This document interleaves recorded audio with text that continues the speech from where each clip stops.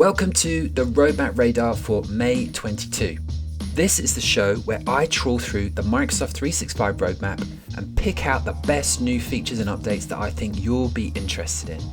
This month we have a nice selection across the board, including Teams, SharePoint, OneDrive, Viva and Lists. But first, let's start with a much anticipated update for Outlook.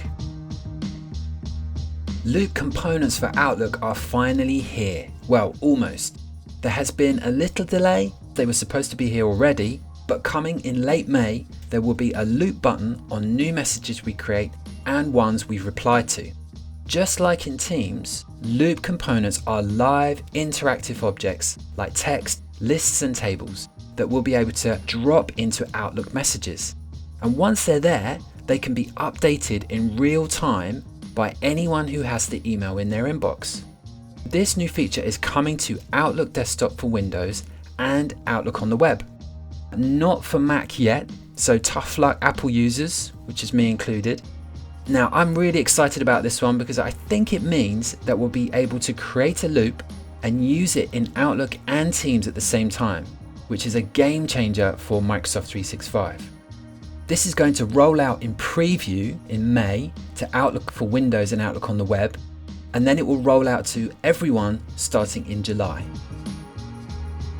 Microsoft are making it easier to switch accounts when we're using the 365 web apps. There'll be a drop-down that will allow us to quickly change the account we're logged in as. Until now, we had to sign out and then sign back in again. So this is going to be great for anyone using Office for work and home, and those that have more than one work or school account. It's going to be available in Office.com, Outlook on the web, OneDrive, SharePoint and the Admin Center. And this feature started rolling out in April and is expected to be available to everyone by the end of June. This new feature for Microsoft Teams will allow us to set individual show as statuses to meetings. So currently, the default show as setting for a meeting is busy. And soon we'll be able to set our meeting status from the calendar, when we edit an existing meeting, and when we create a new one.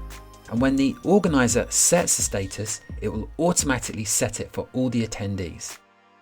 This Teams meeting status feature is rolling out now and should be complete by the end of June. Currently, Together Mode is just for personal use. We can turn it on to see everyone in the Teams meeting in a virtual room. So this new feature allows organizers and presenters to switch everyone in the meeting to Together Mode at the same time. When the Together Mode view is selected, we'll be able to choose a scene, and we'll also see a Select Together Mode for Everyone checkbox. After selecting and clicking Apply, everyone in the meeting switches to Together Mode, and new participants will also see this view as well.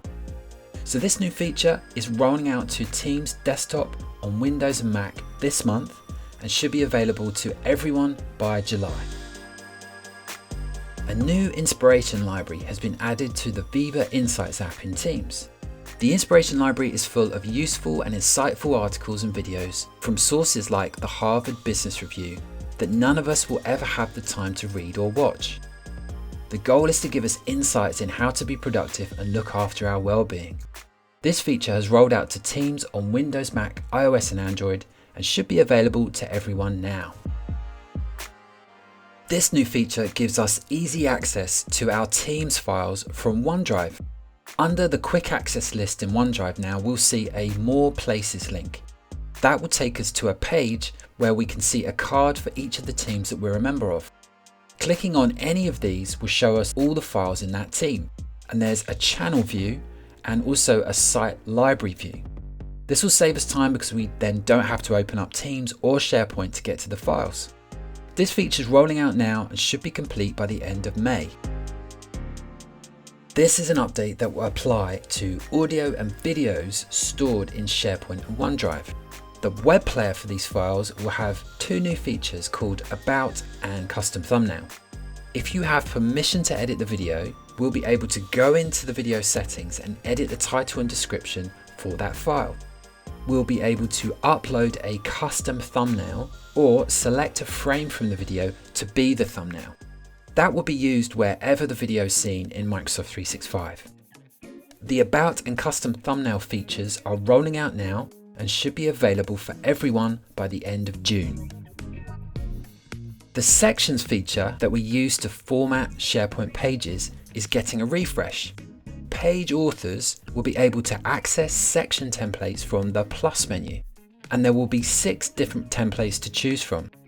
They will have content already in them to make building your pages quicker and easier. The Section Templates feature is rolling out now and should be complete by the end of May. Next, I've got 2 features for Microsoft Lists. These are both for the calendar view. First, we can now drag and drop items into different dates on the view, and this makes it easier to change the date property. And there is an unscheduled pane where items without dates are listed.